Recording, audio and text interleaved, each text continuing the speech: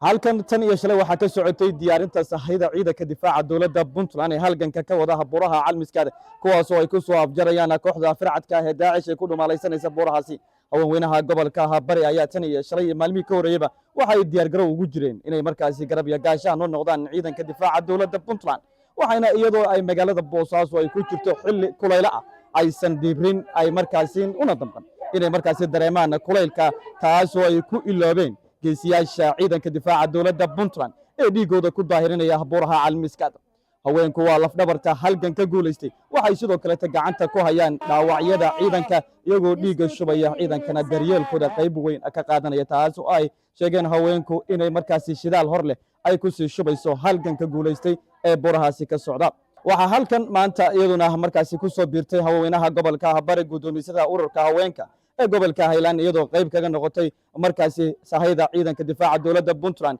loo dirayo oo qayb kala duwan markaasi iskugu jirta sahaydani ugu horeyn waxa halkaasi ka hadlay haweenihii gobolka Bari iyagoo ku soo bandhigay suugaan iyo sidoo kale hadallo kala duwan qawarijay adoo qarad kale ka yimi haddii aan qayxo qorshayaashiyaad lahayd qaraxad aasto iyo qaralaasahad rida siyaasiin qaymal iyo qowdadaad disha ganacsatadii qaymaha lahayd maxau qasheen qudha maxau gooysay shacabkii qurxaha badnaa oo xoolahaad qaadataan qilmiya u hesheen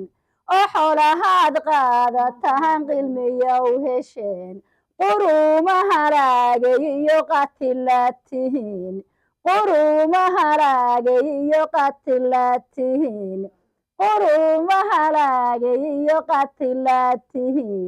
wax idin qanibaystay qooqayadii Puntland quwadii Afrika iyo dalqadii miyaanu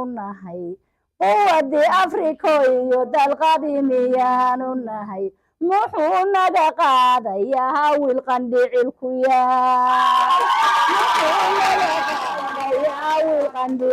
yaal alxamdulilah alshukri hadalka labada gudoomiyaha dhameeyey gudoomiye Highland iyo gudoomiyaha gobolka Bari annaga gudoomiyaashu waxay noo yihiin waa barasaabyadii dumarka alxamdulilah alshukri beesha dumarkay waxay u yihiin barasaab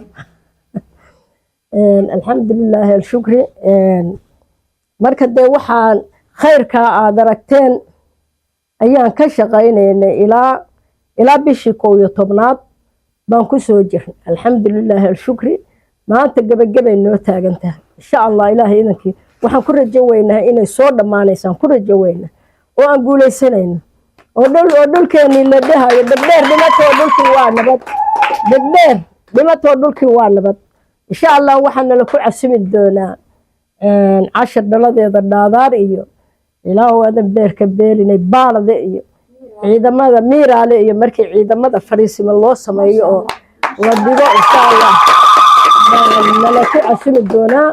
gudoomisada ururka haweenka gobolka Highland iyo kan gobolka Bari ayaa gunaanadkii ka hadlay waxayna marka ugu horeysa ay u celiyeen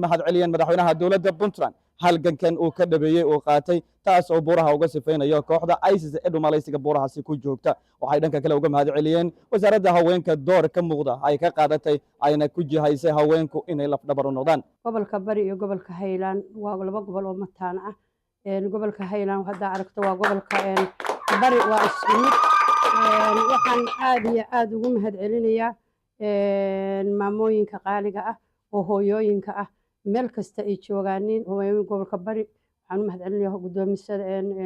gobolka Bari gudoomisada degmada maama Khadra oo maamo hooyo aanu saaxiib badan ahayn oo muddo badan dheer soo wada shaqeynay waxaan u mahad celinayaa gabdhaha walaalaha ee hawsha talan wadno laf dhabarta ah maasha allah waxaan leeyahay gabdhaha puntland iyo gabdhaha daafaha caalamka jooga ee puntland maqan iyo gabdhaha gobolada 9 gobol joogta ururada haweenka ee gobolada ay shaqeynaya ee mar walba gacanta kula jira difaaca puntland oo lafdhabar u ah ururka haweenka puntland waa lafdhabar wuxuu yahay difaaca waxaan leeyahay ma caajisayno dalkayaga iyo dadkayaga iyo wax way waanu garab taaganahay wiilashayadana waxaan leenahay ciidamada furinta joogana waxaan leenahay hooyooyin marba wayna garab taaganahay difaaceena waa muqandis hooyooyin badan ma seexano waxa weeye guuro iyo gaclaba waa in dhinac taaganahay dalkeenaynu xoreysanaynaa waxaan u mahad celinayaa madaxweynaha dowladda puntland mudane siciid cabdilaahi deri oo daafacada ku jira oo annaguna haweenka puntland weliba ururada haweenka annagu aanu garab taaganahay ilaah subxaana watacaala baa mahad leh oo noo suurtageliyey shaqooyinkayagii aan ku guda jiray si caafimaad iyo nabadi ku dheehan tahay inaan halkan isugu nimaadno annagoo aanba bixii u diyaar garaysan gabdhihii reer boosaaso haweenkii hooyooyinkii reer puntland gobolka bari meel walba shaqooyinkii heeganka ahaa oo aanu ku jiray baan waxa way sii laban laabnay maadaama dagaalku yahay gabagabo hooyooyinku waxay u shaqeeyaan sidii habeen iyo maalin waxay u shaqeeyaan si aan hagar lahayn hadda waxaan raraynaa sahaydii dagaalkan ka socda baalade maanta waa sawiraynaa waxay calaamad u tahay inaan haweenka degmooyinka kaleeto ku dhiirigelino in sidaan degmada boosaaso aan uga rarayno sahayda iyana ay u raraan gobolada kaleeto waxa weeye dhammaan waxaan rabnaa in ciribtirka argagixisada loo diyaar garoobo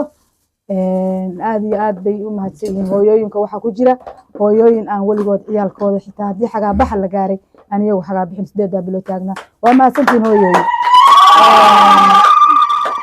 waxaan ku boorinayaa dagaalkaas waa gabagabo guntiga dhexda waxa weeye guntiga dhiisha iskaga dhigno sidaa aynu u taaganahay ee cusbitaalka u taaganahay aynu ula taaganahay dhaawacyadeena aynu furinta uga warqabno inuu sii laban laabno waxaan farayaa dhammaan degmooyinka gobolka bari degmada boosaaso hadda waa aragtaa maanta waa taa guuraysa idinkana waxaan rabnaa inaad ka daba guurtaan haweenku mar walba waxa ay garab iyo gaashaan u yihiin ciidanka difaaca dowladda puntland maxamuud faysal warbaahinta dowladda magaalada boosaaso